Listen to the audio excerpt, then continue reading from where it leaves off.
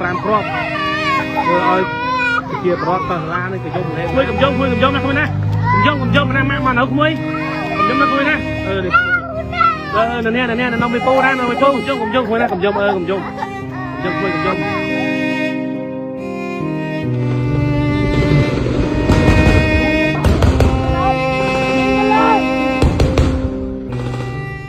21 ថ្ងៃជារយៈពេលនៃសម្លេងយន្តហោះចំបាំងរបស់យោធាថៃហោះក៏ក្រោកមេឃញែកធរណីដោយគ្រាប់បែករាប់សិបគ្រាប់សន្ធប់ជាប់គ្នាចូលជ្រៅក្នុងទឹកដីកម្ពុជាជា21ថ្ងៃនៃការបាញ់ផ្លោងដោយកាំភ្លើងតូចធំគ្រាប់បែកចង្កោមផ្សែងពលរត់ក្រោះជិះជាន់បាញ់ស្រោចកំឡោចភូមិខ្មែរជា21ថ្ងៃនៃការវាយប្រហារដ៏ឃោរឃៅមិនរើសគល់ដៅសិស្សរត់ចោលសាលាពលរដ្ឋធម្មតារត់ចោលផ្ទះចាប់ពីម៉ោង 12 ថ្ងៃត្រង់ថ្ងៃទី 27 ខែធ្នូឆ្នាំ 2025 ក្រោមបទឈប់បាញ់ទោះនៅភុយស្រួយសំលេងគ្រាប់បែកហែកអាកាសបានស្ងប់ស្ងាត់ទៅវិញក៏ប៉ុន្តែភាពស្ងៀមស្ងាត់នេះមិនមែនមានន័យថាយើងភ្លេចនោះទេវាជាពេលវេលាដែលយើងកាន់តែត្រូវចងចាំថាអ្នកណាដែលបានយកជីវិតទៅបដូរដើម្បីការពារយើងនិងជាតិរបស់យើងមិនសំដៅចាញ់ឬក៏ឈ្នះសារនេះគឺជាការថ្លែងអំណរគុណដល់ទាហានជួរមុខនៃប្រទេសកម្ពុជាពលទាហានខ្មែរមិនបានប្រយុទ្ធដើម្បីប្រជាប្រិយភាពទេពួកគាត់មិនបានប្រយុទ្ធដើម្បីឲ្យគេសរសើរទេ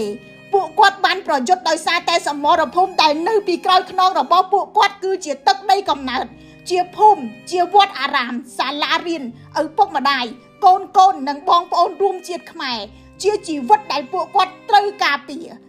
នៅពេលដែលយើងលងលក់ក្នុងដំណេកពលទាហានខ្មែរបើកភ្នែកនៅក្នុងទីងងឹតរងចាំវាយបកសត្រូវឈ្លានពាន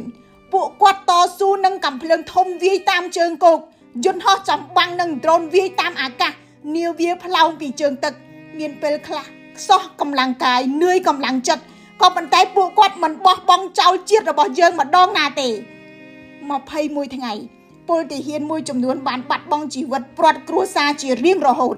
ខ្លះមានរបួសជាប់ស្នាមដៅជាប់រាងកាយមួយចំនួនទៀតជារបួសដែលមិនអាចមើលឃើញរបួសនៃការបាត់បង់ញាតិទោះយ៉ាងណាពីមួយថ្ងៃទៅមួយថ្ងៃពួកគាត់បានបន្តឈរដោយសេចក្តីអង់អាចក្លាហានឈរការពារជនស៊ីវិលដែលពួកគាត់មិនធ្លាប់ស្គាល់ឈរការពារភូមិឋានដែលមិនមែនជារបស់គាត់ផ្ទាល់ខ្លួនឈរការពារទង់ជាតិខ្មែរដែលតំណាងឲ្យជាតិសាសន៍ថ្លៃថ្នូររបស់ប្រជាជាតិកម្ពុជាប្រវត្តិសាស្ត្រនឹងចងចាំការពិតនេះនៅពេលដែលប្រទេសកម្ពុជាត្រូវបានគេឈ្លានពានទាហានរបស់កម្ពុជាមិនបែកបាក់មិនចោះចាញ់ស៊ូបាត់ជីវិតខ្លួនឯងមិនបង់ជីវិតជាតិនៅពីក្រោយជួរមុខក៏មានកម្លាំងជួរក្រោយរាជគ្រប់ឋានៈមិនគិតបុណ្យស័ក្តិមូលផ្ដុំគៀកោទាំងថវិកាស្បៀងអាហារសៀវភៅសិក្សាជួយទាំងជួរមុខរំលែកទាំងទុកនៅជួរក្រោយគ្រូបង្រៀនស្ម័គ្រចិត្តមិនគិតចិត្តឆ្ងាយបន្តផ្ទេរចំណេះរក្សាក្តីសង្ឃឹមដល់កុមារនៅតំបន់ភៀសខ្លួនចំណែកវិចិត្រករចង់ក្រើនរលឹកការឈឺចាប់ព្រួតគ្នាគូរៀបរាប់ពីទុក្ខវេទនារបស់ពលរដ្ឋកម្ពុជាក្នុងសឹកសង្គ្រាមឈ្លានពានរបស់យោធាថៃនេះគឺប្រទេសកម្ពុជា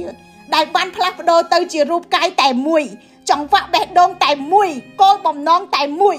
យើងត្រូវតែបន្តរួមគ្នាដើម្បីជួយប្រទេសជាតិរបស់យើងឲ្យខ្លាំងនៅក្នុងគ្រប់វិស័យខ្មែរខ្លាំងគេខ្លាចខ្ញុំរស់សុធាពី News Today NTTV